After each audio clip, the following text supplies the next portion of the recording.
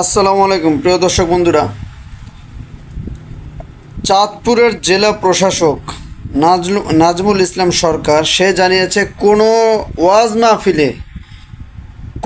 মাহফিলে কোনো ধরনের রাজনৈতিক বক্তব্য দিলে তাকে গ্রেপ্তার করা হবে সঙ্গে সঙ্গে। প্রিয় দর্শক বন্ধুরা, আমি আপনাদের কাছে একটা প্রশ্ন করতে চাই, এই রাজনীতি এসেছে কোত্থেকে? কোরআন থেকে আমরা রাজনীতি শিখি।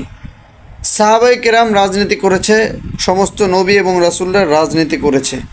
হ্যাঁ, তাহলে এই রাজনীতির বক্তব্য কোরআনের মধ্যে বললেই সুদ খাওয়া হারাম, ঘুষ খাওয়া হারাম, এই সমস্ত জিনিস যদি বলে, তাহলে যদি এটা রাজনীতির বক্তব্য হয়ে যায়, তাহলে আমি বুঝতে পারতেছি না, তাহলে ওয়াজ তার চাইতে ভালো ওয়াজ বন্ধ করে দেন। ওয়াজ করার দরকার নেই, আপনারাই ওয়াজ করেন। এখনও সময় আছে এই ধরনের ব্যক্তিদেরকে রুখে দাঁড়ান, এই ধরনের ব্যক্তিদের বিরুদ্ধে রুখে দাঁড়ান। ভালো থাকবেন।